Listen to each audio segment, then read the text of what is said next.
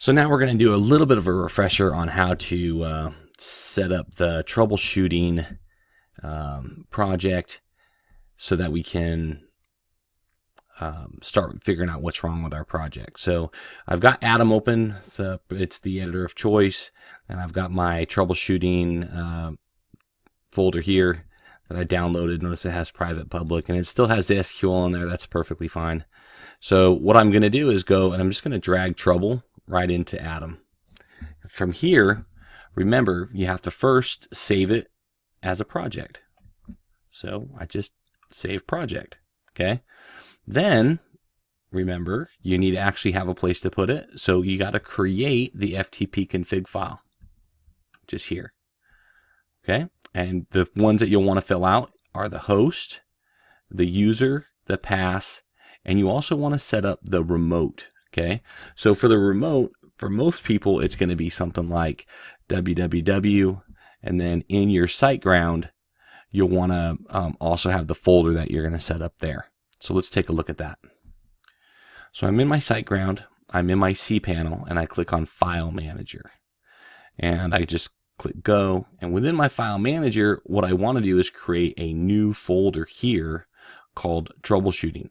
Notice I already have one here called Troubleshooting, or it's called Trouble. So when I look at my file in Atom, it's here would be www/trouble/.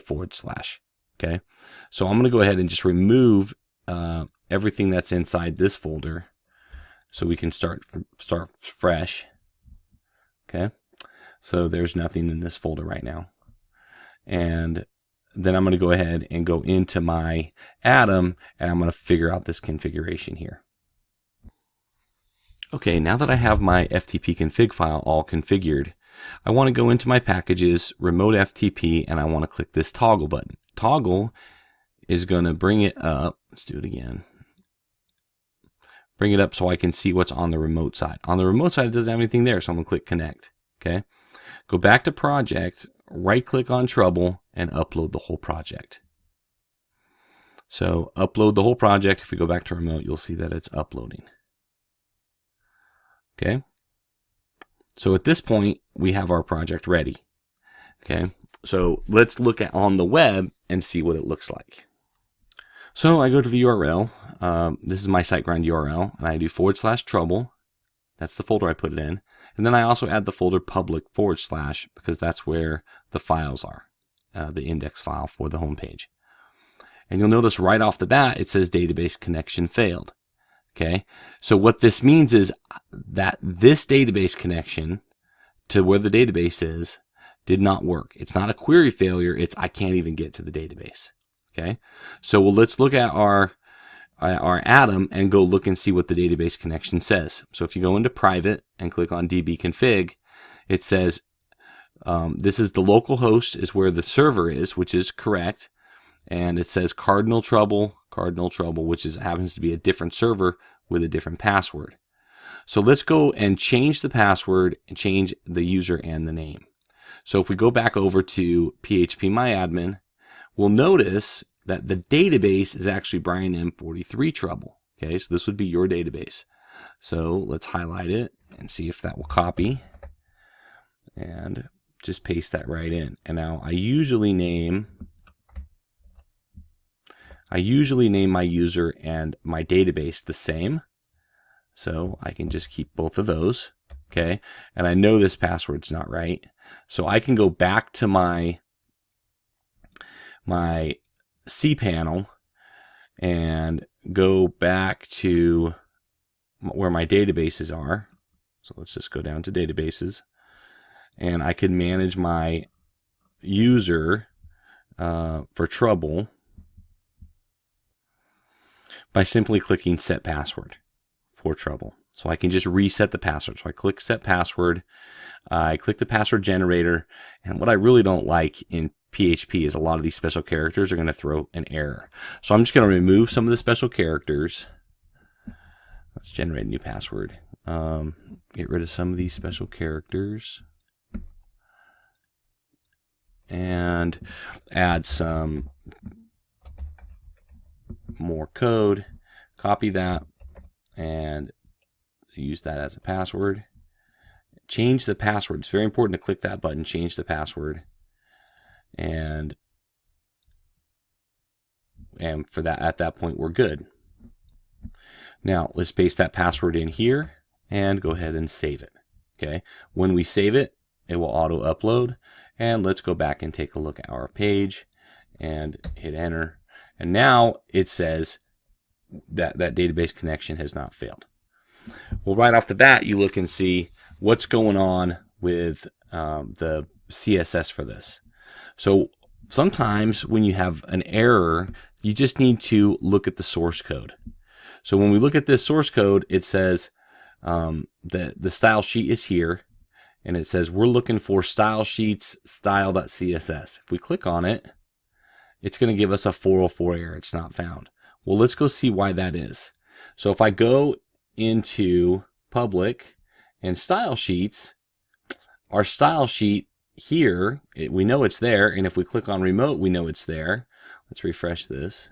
Go into public, go into style sheets, we know it's there. But the problem is it's just not named correctly. Notice over here it's supposed to be called style, and inside our troubleshooting project it's called tile.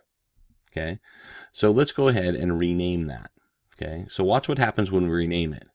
We push an S, okay, and now it says style, but it actually didn't put it back up. So let's refresh this and go back into public and style sheets. Notice it's still the wrong one. Okay, so what we want to do is we want to upload that one. Okay, now you could do it one of two ways. You can change the document, come up and save it, and that will force the upload. Now if we go over here, notice it's there, but we also have this bad version here. Okay, so in project we only have one, but in remote, because it has a different name, it just uploaded the new one and left the old one. So let's just go ahead and remove the old one. Okay, so let's go back over and hit refresh on this page and see if the style sheet is there. It's now there, and if we click on our blog and hit enter, we should get our nice pretty blog manager. Okay, now I think for this login page it should be test if I remember the data correctly. And again, we have this problem. Okay, the problem says, hey, where's our CSS? Well, we right click, view page source, and we look here, and it's not even pointing to the right server. This is going to brianmarshall.com, and it's got this totally different server. Okay, so what we want to do is change that. Well, where is this located? Okay, this is located in the private shared folder under public header. Okay, so, and right now we're in the remote side. We want to be on the project side. So let's go back over there and click on public header. This is the header, and let's just take a look at it. So here we want to change it. We want to change it so that I like having the big the entire link here. I like having that. I just don't like having it go into a different server. So let's just go back up to our CSS file, okay, and which is here, and we can just copy that whole link. We know it works, and we can just come over here and paste it in. Okay, click save, come back over to our blog and hit refresh, and now that works also. Okay.